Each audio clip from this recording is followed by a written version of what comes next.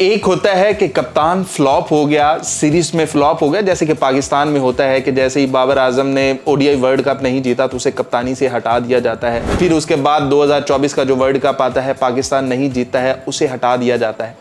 आप चेक कर लें कि भारत 2024 का वर्ल्ड कप जीतता है रोहित शर्मा की कप्तानी में, और वो उसे कप्तानी से हटा देता है और उसकी जगह सूर्या कुमार यादव को कप्तान बना देता है। अब चेक कर लें कि 2026 का जो T20 वर्ल्ड कप है वो भी भारत जीतता है और भारत उसे भी कप्तानी से हटा देता है रोहित शर्मा को। क्यों? क्योंकि उसकी एक एज हो चुकी थी और उसके बाद उसकी परफॉर्मेंस उस तरह से नहीं थी जिस तरह की उसकी टीम को चाहिए थी।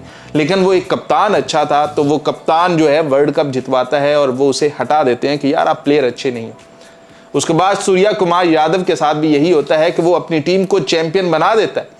टीम उसकी चैंपियन विनर है, T20 वर्ल्ड कप की विनर है, लेकिन उसको कप्तानी से हटाया जा रहा है और अय्यर को नया कप्तान बनाया जा रहा है। साथ में तिलक वर्मा वाइस कैप्टन होगा। तो आप जरा इमेजिन करो कि अगर किसी पाकिस्तानी कप्तान ने शाहीन शाह अफरीदी, अभी भी आपको वो डिफेंड करता हुआ नजर आएगा कि कभी शादाब को, कभी खुद को, कभी हारिस को, कभी हमने पाकिस्तान के लिए इतनी परफॉर्मेंसेस दी हुई हैं। कोई प्लेयर भी 10 के 10 मैच के अंदर परफॉर्मेंस नहीं देता है, 10 मैचेस के अंदर सिर्फ 3 के अंदर परफॉर्मेंस देता है। तो मेरा भाई अगर इमेजिन करो कि अगर किसी पाकिस्तानी कप्तान ने 2026 का वर्ल्ड कप जीता होता, T20 का ही, चाहे एक्सीडेंटल ही जीता होता, तो क्या 2035 तक, 2040 तक उसे कोई कप्तानी से हटा सकता था? किसी के बाप के अंदर इतनी जुर्रत थी जो उसको कप्तानी से हटाने का नाम लेता। 2017 की चैंपियंस ट्रॉफी सरफराज अहमद ने जितवाई हुई है। आज भी हम बात करते हैं कि यार उसके साथ जुल्म हुआ है, जब उसकी भी परफॉर्मेंस गिर गई थी, लेकिन उसकी परफॉर्मेंस गिरने के बावजूद हमें ऐसा कप्तान ही नहीं मिला। लेकिन भारत के पास तो ये ऑप्शन है कि रोहित शर्मा को हटाते हैं, नया कप्तान बनाते हैं और वो भी भारत को ही चैंपियन बनाता है। हमारे पास ये वाला भाई सीन ही नहीं है, ये वाले जिगरे ही नहीं है। हम तो भाई ये एक सीरीज जीत लें और उसके बाद आकर कहते हैं कि ये देखा, आप शादाब खान के पीछे लगे हुए हैं, शादाब खान के पीछे लगे हुए हैं, उसने देखे कि कैसे पाकिस्तान को सीरीज विन करवाई है उसने अपनी परफॉर्मेंस की बेस पर।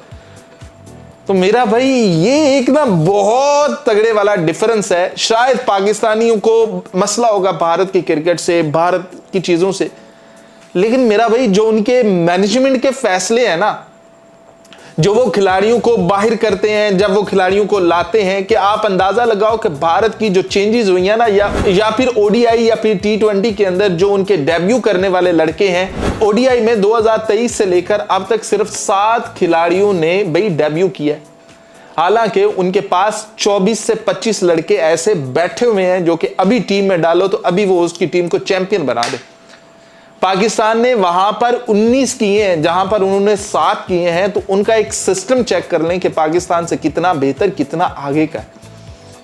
और वहीं पर हम रोते रहते हैं कि जी हमारा ये, हमारा वो, शाहीन को किसी ने क्या बात कर दी, फलाने को किसी ने क्या बात कर दी। अब सूर्या कुमार यादव आ जाए और वो कहे कि जी मैं ये नहीं मानता, मेरे साथ जुल्म हो रहा है, मैंने अपनी टीम को चैंपियन बनाया, मैं भाई कामयाब तरीन कप्तान हूं।